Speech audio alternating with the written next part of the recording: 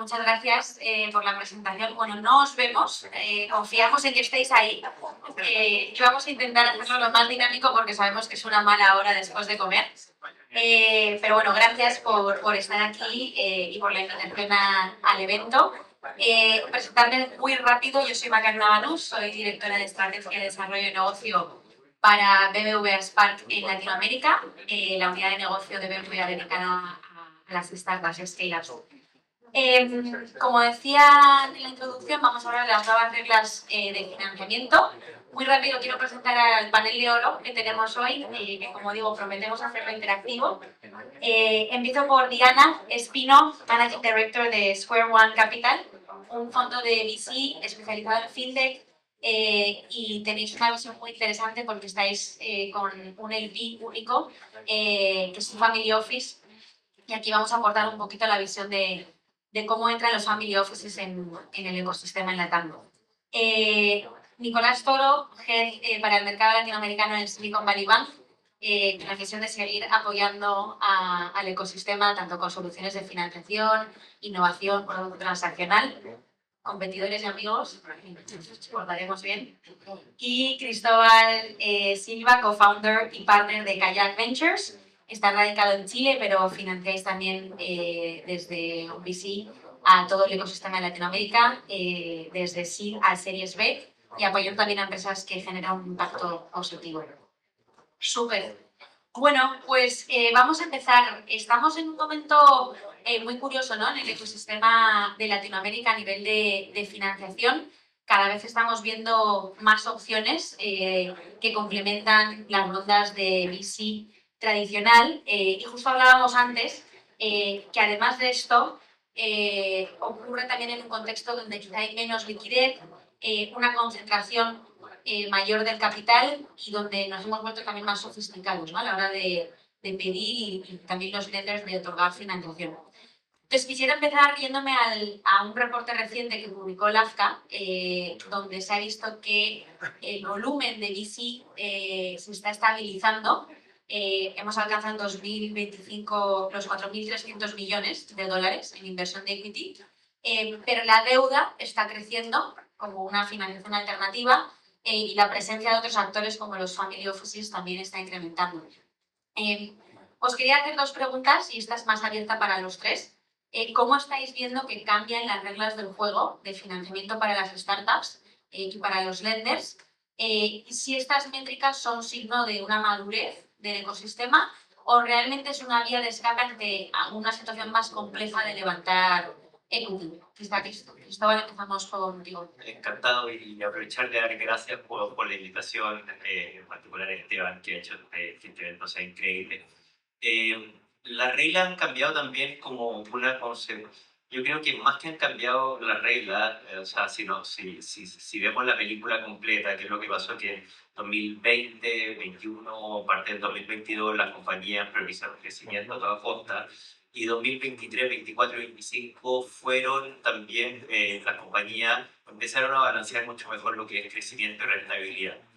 Y esa es una de las consecuencias positivas de balancear mejor el crecimiento y rentabilidad, es que se abren nuevas formas de financiamiento. Cuando una compañía ya está cerca del equilibrio, uno empieza a generar flujo, puede eventualmente uno empezar a optimizar más la estructura de capital de la compañía y mezclar lo que es el equity con algún mecanismo de deuda. Entonces, este mix que hemos visto que ha cambiado responde también a eso, a que las compañías están más eficientes en el uso del capital y están empezando a optimizar mucho mejor su estructura de capital, y nuevos actores como ustedes, Robert, empiezan también a ser mucho más relevantes en eso. Diana, por la parte de los family office, ¿cómo lo veis? También porque están entrando cada vez más, ¿no?, en etapas tempranas, pero también aportando a las compañías más maduras. Sí, yo creo que una de las diferencias de un fondo que tenemos solo el PIB, como en el caso nuestro, que no tenemos la restricción que tienen vamos a llamarlo fondos tradicionales con múltiples LP en cuanto, por ejemplo, las etapas en las que pueden invertir. Nosotros teniendo solo LP tenemos una flexibilidad mucho más alta de poder invertir en etapas desde el inicio y poder acompañar al founder en muchísimas más etapas. Y yo creo que, bueno, eso es un factor diferencial aparte de otras cosas adicionales. Nico, vosotros también preguntarte, ¿crees que esto es algo cíclico, este nuevo paradigma, o más estructural? Yo creo que es sí, completamente cíclico. O sea, siempre estamos viendo ciclos. Creo que uno de los grandes temas hoy en día es, para añadir cosas nuevas, es, primero que todo, es cada vez más barato montar una startup, ¿no? Entonces eso está poniendo, va a poner una presión muy fuerte sobre ese capital, los necesita, en que pues, se necesita menos capital para financiar para nuestra startup, para hacerla crecer, se necesita menos equipo, todo está más barato. Entonces van a haber muchas más inversiones o sea, en más empresas, ¿no? Menores inversiones por empresa. Entonces eso es una dinámica inicial que creo que sí va a ser mucho más el trend de ahora en adelante. Y lo que está pasando es que también se vuelve mucho más importante el acceso a deuda, ¿no? Porque ya no hay necesidad de impactar tanto el equity. Entonces la deuda se va a volver mucho más común, pero va a tener mucho más escrutinio. Van a haber ciertas cosas que se vuelven más importantes, payback periods, los covenants, etc. Entonces sí creo que va a ser un poco cíclico el rol que estamos jugando los financiadores, pero lo que sí va a ser constante es que de ahora en adelante va a ser mucho más económico volver a montar las aulas. En este paradigma, Cristóbal, no sé si estáis viendo que algún perfil o se está convirtiendo más complejo para un perfil concreto de startups en levantar capital, tanto por madurez, por industria, hablando de equity.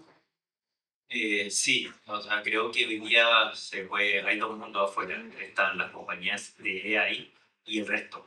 Y estamos viendo que a nivel global, y también pasa en Latinoamérica, el capital está fluyendo a las compañías de AI, donde diría que lo que estamos viendo son valorizaciones, tiempos de due diligence y gobernanza, muy similar a lo que fue en el peor minuto del 2021. Eso pero el problema es qué pasa en el resto, que es la mayoría de startups, en particular en Latinoamérica, le está siendo mucho más difícil emprender. Los periodos de fundraising son más largos, los inversionistas están mucho más exigentes, y es ahí donde la deuda está empezando a jugar un rol bien fundamental. Esto de la tendencia que estamos viendo de concentración de capital en AI y en deals grandes, es algo es algo que está pasando en el mercado, y podemos criticar, pero no ignorar nosotros como fondo de Venture Capital. Tenemos que entender que en las compañías que ya invertimos, esto es una tendencia del mercado que creo que está para quedarse un tiempo más, y por lo tanto estamos exigiendo que las compañías que no son AI, que no tienen una ruta de AI clara, tengan ciertas características importantes que hagan que no dependan tanto del mercado de capitales dado el contexto actual. Justo en la parte de deuda, ¿no? Porque está incrementando, como decís. Aquí, Nico, como experto del panel más en Venture Debt, ¿qué diferencia hay realmente con el equity y cuándo sí es una buena opción para el ciclo de vida de la startup? Porque a nosotros se nos acercan compañías, ¿no?, solicitando Venture Debt, y vemos que no es el momento siempre, pero que entendamos un poco cuándo sí y cuándo puede convertirse en un arma de doble filo.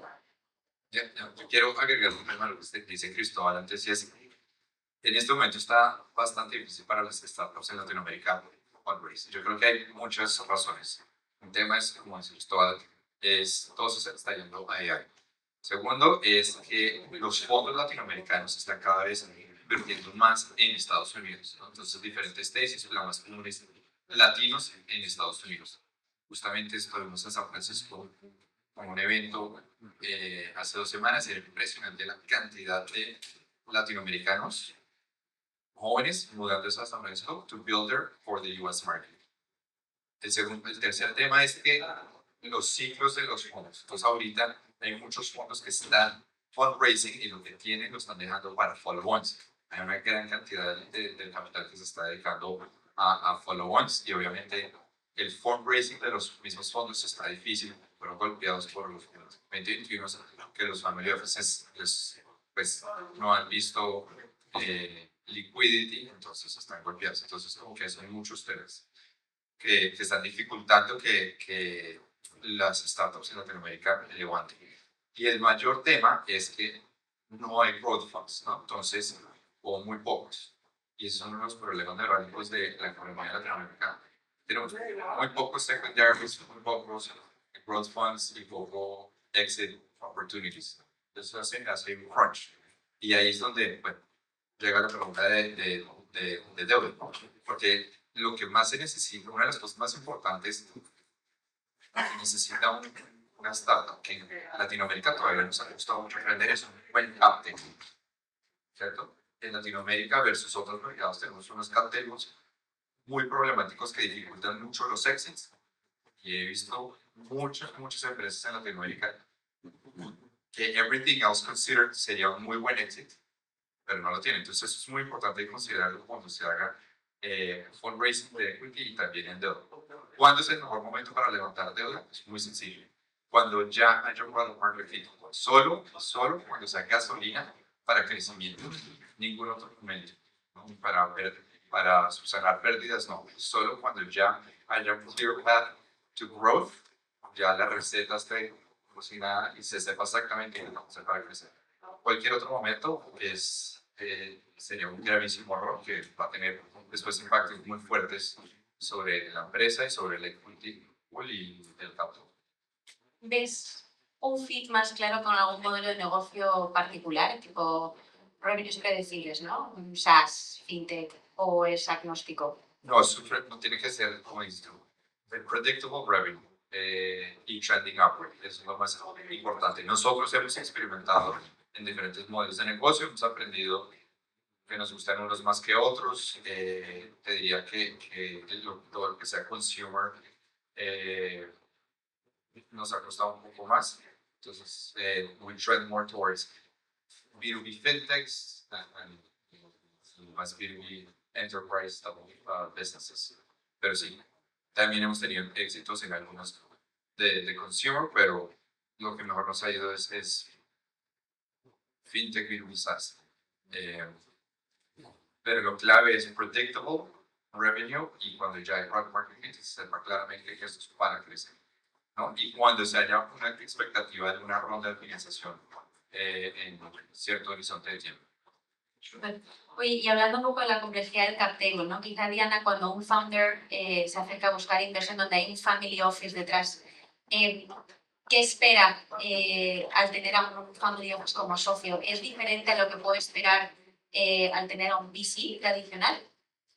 Anda, yo diría que el tema de que el capital tenga un valor añadido adicional, no solamente el dinero, es algo común, sea un VC de un family office o sea un VC tradicional. Pero que en el caso del family office, una de las cosas que un founder debe buscar, porque es de las cosas que el family office le puede ofrecer, aparte de la continuidad en financiamiento en rondas posteriores, es el poder tener muchísima flexibilidad y ayudar al founder, digamos, desde el punto de vista de recursos financieros, cuando lo hiciera falta, por supuesto, siempre que la compañía lo justifique. Y además yo siento que el VC Family Office como nosotros, al ser un socio, digamos, más de largo plazo, quizás que el VC tradicional, no porque el VC tradicional no lo quiera, sino que tiene un límite en cuanto al tiempo que tiene que durar el fondo, entonces no tiene esa flexibilidad. Entonces también debe estar buscando un socio que le añada mucho valor. Nosotros en particular nos enfocamos mucho en tratar digamos, sobre todo en las empresas en las que entramos en América Latina, en poder añadir el valor, poder ayudar al founder, bien sea con recursos internos, con recursos externos, ayudándolo a hacer contactos, a conseguir mercado, pues es algo donde nos enfocamos mucho. Bueno, porque obviamente somos socios, ¿no? Los dos queremos el mismo resultado, que es que la empresa sea exitosa. Una alianza más estratégica, ¿no? Así es. Y no sé, Cristóbal, si vosotros tenéis otro view quizá desde el punto de vista donde no tenéis un family office detrás. Nosotros hicimos una transición interesante, similar. Partimos nuestro primer fondo, fue un fondo que levantamos de una familia chilena de 80 millones de dólares, y nuestro segundo fondo, que acabamos de cerrar, también de 80 millones de dólares, donde mitad fue esta familia y mitad de otros LPs. Y la verdad que lo que tratamos de cuidar en el fundraising del fondo 2 es que los nuevos aportantes también al final el horizonte de inversión de uno como manager responde también al horizonte de inversión y la paciencia de tus servicios. Al final uno, eso tiene que haber alineación. Tratamos de cuidar el tipo de PIS, que sea con visión de largo plazo, etcétera. Obviamente estamos restringidos en el tiempo que podemos tener el holding period hasta 10 años y con algunas extensiones. Pero sí lo que tratamos de cuidar es mantener la génesis de tener inversionistas de largo plazo que nos respeten a nosotros también, que tomamos decisiones de largo plazo y no estén presionados por DPI en el año 4, 5, 6, que lo vemos muy seguido. Hay un dicho famoso, yo vengo de mi background en inversión en mercados públicos, Peter Lynch era uno de mis referentes, decía mucho de que los managers, tanto en mercados privados como públicos, tienden a cut the flowers and water the weeds. Lo que uno tiende a hacer, las compañías que van bien, uno las vende más temprano y el portafolio queda con la maleza. Y lo que uno tiene que hacer es lo contrario, es los que no van bien rápidamente ir cortando o al menos no alocar más capital y darle, regar las flores y mantenerla a largo plazo. Cuando uno tiene una base de aportantes que piensan a corto plazo, te obliga a cortar las flores y eso es un error importante, ¿no? Entonces es importante tener un set de LPs que piense como un... Oye, y al final estamos viendo que cada vez hay más opciones, ¿no? Para esta decisión de financiación, y casi que ya pasamos de levantar equity a diseñar una estructura de capital. Para los founders que tengan que tomar estas decisiones, si equity, deuda, etcétera, ¿cuál es el approach para entender cuál es la mejor combinación? ¿Por dónde empiezan? ¿Cuáles son los do's, los don'ts? Pero yo creo que no con eso, porque o sea, el capital no es neutral, ¿no? Siempre cambia el comportamiento de la compañía. Entonces, unas notas que tengo el de las mentorías cuando se aprendemos es el equity, le compra tiempo, tiene una dilución cara y no tiene obligaciones. En la deuda, compra eficiencia, pero genera un riesgo de tiempo, ¿no? Los CVCs lo que hacen es compra distribución, credibilidad, pero generan unas constraints estratégicos de qué puede ser la compañía en el futuro. Y los family offices compran paciencia en la mayoría de las veces, pero tienen followers mucho menos predecibles. Entonces cada uno tiene un nivel de riesgos que impacta cada uno más en la estrategia de crecimiento y el comportamiento de la empresa en el futuro. Entonces esos son los balances que tenemos que pensar muy claramente. Yo creo que una de las cosas que me ha sorprendido desde que partimos con Kayak en este mundo, todos venimos de distintos backgrounds, es que hay algunas reglas que en Venture Capital que no hacen sentido. Una que siempre me ha llamado mucho la atención es que en cada ronda uno tiene que vender el 20% de su compañía. Como si todas las compañías fueran iguales en términos de la intensidad de capital, la estructura de capital. Y entonces creo que hay que empezar a no seguir operando en reglas establecidas que quizás copiamos de Silicon Valley, sino que empezar a pensar en first principle de cuál es la estructura de capital óptima para startup, cuál es la dilución que maximiza el valor por acción, que es otra cosa importante. Todos hablan del headline valuation. Esta compañía vale 400 millones de dólares, 600 millones, 3 billones, y nadie habla de precio por acción, que vas a entender que la dilución es un costo. Y es al final lo que importa, el precio por acción, lo que da el retorno a los fundadores y a los inversionistas.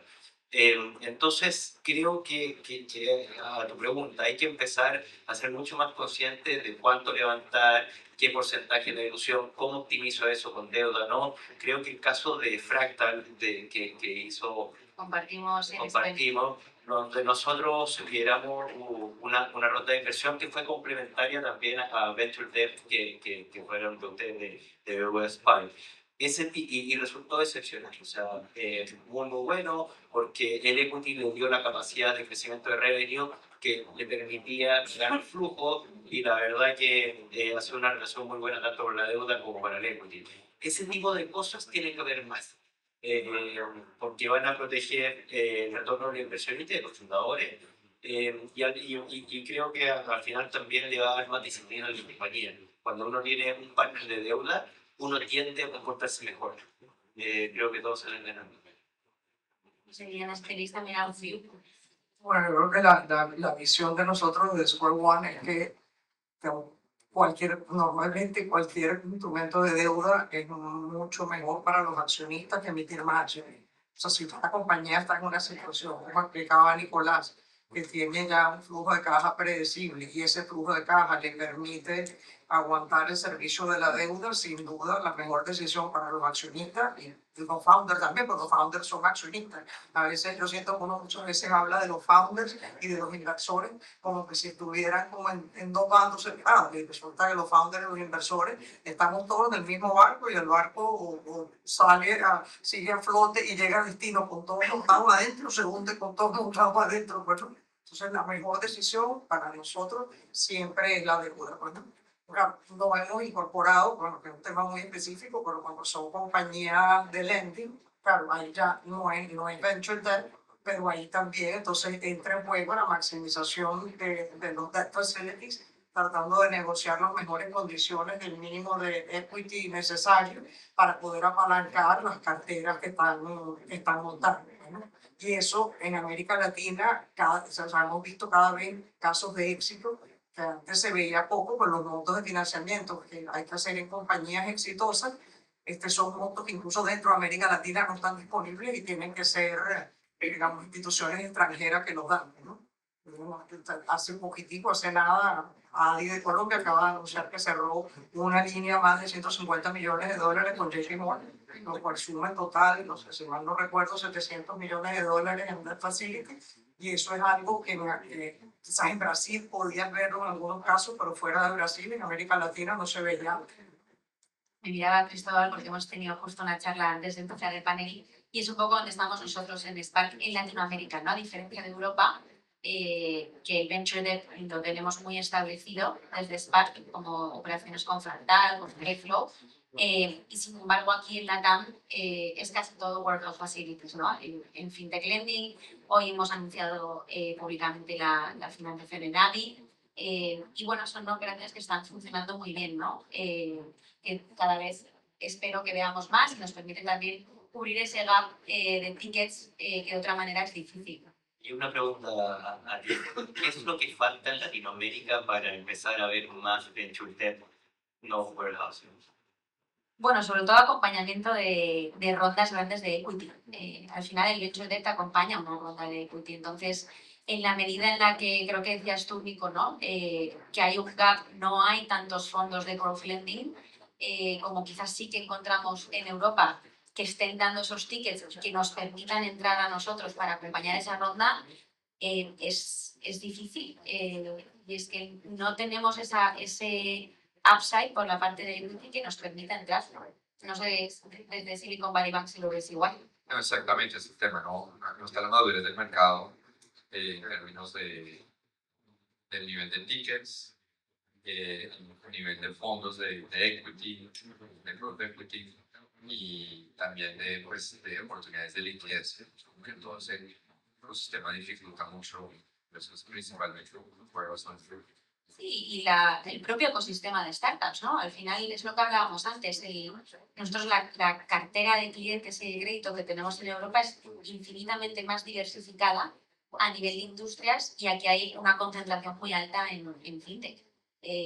Para nosotros fintech representa el 70-80% de la cartera de crédito y de clientes que tenemos. Entonces eso automáticamente hace que vayamos más hacia workflows, ¿no? Es un tema estructural de cómo está montado el ecosistema. Así que si alguien se anima a montar un fondo de co-lending, estaremos encantados de poder acompañar con deuda. Claro que cada vez hay muchos más fondos, ¿no? Que están empezando a incursionarse en Latinoamérica. O sea, está Six Point, está, bueno, CIM exactamente, que se mucho, no muy bueno. Hay mucho. Pero claro, todo eso son buenas. Va todo, casi todo a fintech lending, ese es el tema. Hoy hablando un poco de el momento en el que haya que levantar capital, ¿cuándo es el peor momento para una empresa? ¿Y cómo debe saber un founder que está en ese peor momento y que no es el momento idóneo para levantar capital y le puede hacer backfire? No, bueno, no sé, yo creo que en el momento que es el mal momento, normalmente ya no le queda más remedio que levantar capital porque está en el momento de la supervivencia, pues no. Entonces creo que esa decisión de, quizás no digo que no hayan compañías que pudieran estar levantando ahorita, donde tienen un runway, digamos, de más de 18 meses, que el mercado en ese momento no está en las mejores condiciones, por supuesto que debes abstenerte y esperar aquí un poquito a que el mercado mejore. Pero normalmente cuando el peor momento de una compañía, cuando tiene un runway muy corto, ahí pues lamentablemente para la compañía los que inviertan en ella pues van a invertir en unas condiciones sumamente duras, pues no solamente en términos de valoración, en términos de preferencia de liquidez, en términos, digamos, de warrants que le piden a la compañía, realmente es el peor de los momentos, pero es el momento en el cual o lo hace o no sobrevive, ¿no? Ya después el que sobrevive, pues en el futuro típicamente si los founders se han bajado demasiado en porcentaje, los fondos en el futuro pues vuelven a otorgarle a los founders un porcentaje adicional vía ISO o algo y vuelven a recuperarse si la compañía va exitosa. Pero al final del día el peor momento es cuando te queden, para mí deberían hacerlo cuando te queden por lo menos 18 meses de caja para que estés colgado, sobre todo en el mercado hoy en día, que las rondas están demorando mucho más que lo que demoraban años anteriores. Yo coincido con el lejos lo peor es levantar cuando uno lo necesita desesperadamente. Quizás añadiendo un ángulo más operacional, los turnarounds son bien difíciles de digerir por el punto de vista del inversionista. Entonces creo que levantar dinero en la mitad de un turnaround operacional no es muy bueno. O sea, uno lo levanta previo con la esperanza o después. Pero en la mitad se hace muy difícil. Me toca verlo de forma seguida. Lo mejor, y creo que acá hay gente maestra para levantar, es tener referencias de tus pares. Ojalá que hayan levantado con otro fondo que tú estás buscando y ojalá que la pendiente operacional esté bien al retiro. El mercado sigue pagando más por crecimiento que por mantenimiento. Yo te voy a ajustar la pregunta un poquito a cuál es un grave error que cometen los emprendedores cuando levantan. Y ese es un tema muy importante que sigue siendo como un elefante en el salón y es la valoración. Es que es un error que viene mucho del emprendedor y también del inversionista. Yo a veces no sé qué es peor, una evaluación muy bajita o una mucho más alta. Creo que estamos comenzando a cometer el error otra vez de unas evaluaciones muy altas, porque después ¿quién va a comprar eso? Y ya estoy comenzando a ver el ecosistema, no sé ustedes qué opinan, que estamos volviendo a eso, entonces, o sea, justamente en conversaciones nada más hoy, de empresas que están levantando unas evaluaciones pero después, ¿quién va a entrar a comprar esto? ¿No? ¿Cómo van a ser un éxito? En primera ronda, además. Es como, porque en serio existe, tenemos muy mala memoria, ¿no? Entonces diría que ese es uno de los graves errores que, por favor, tanto los fondos como los emprendedores no permitamos, porque también nos afecta a todo el ecosistema. Sería como mi última nota. ¿Crees que es por un poco la exaltación de AI, en cierta manera? Porque nos pasa mucho con compañías de founders súper jóvenes, casi sin su primer emprendimiento AI-based y que las rondas son impresionantes. Yo creo que es un montón de cosas. Primero, en serio, los humanos tenemos muy short term memory. Segundo, hay un impacto de los fondos turistas, ¿no? Que vienen a ver un nuevo mercado, nuevas emociones. Nada más Venezuela ahorita está en riesgo de eso, ¿no? Que es un mercado que tiene un potencial impresionante, es muy nuevo, inexplorado, entonces comienzan a dar cheques absolutos que después hacen imposible el crecimiento. Y el tercero es una falta de disciplina del mismo emprendedor, porque dice, no, una evaluación es como un tema de ego, ¿no? Y dicen otra vez, no, mi valuation es tanto, no es mi revenue es tanto. Creo que son de los temas ahí. Solo para agregar, uno de los incentivos perversos también viene de los fondos.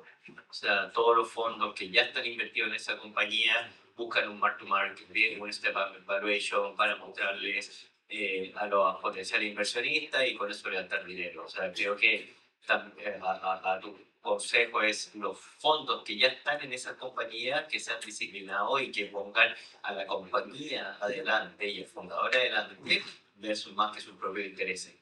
Que eso pasa mucho. Los mismos fondos son los que lo empujan a levantar a la revolución más alta. Lo digo Cristóbal.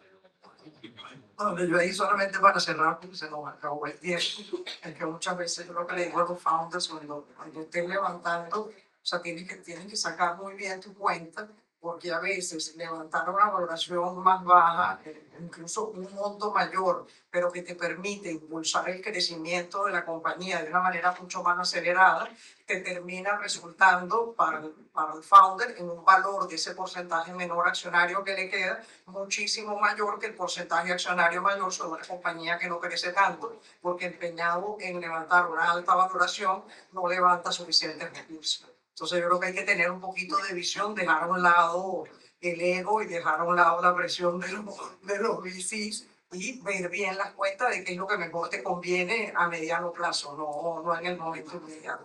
Además que esos levantamientos, la valoración es muy alta, muchísimas piezas traen como consecuencia que la siguiente ronda tienes que hacer un down round o termina con el típico truco que sacas tu saque con un capa la misma valoración, pero con 40% de descuento, para que los fondos no queden mal, mira, sino pero el SAFE tiene el mismo cap. Los LPs obviamente no saben que lleva un 40% de descuento para compensar la sobrevaloración que tiene la compañía. Muy bien, oye, pues muchísimas gracias. Nada, esperemos que haya sido de valor y nos vemos estos días por aquí. Muchas gracias.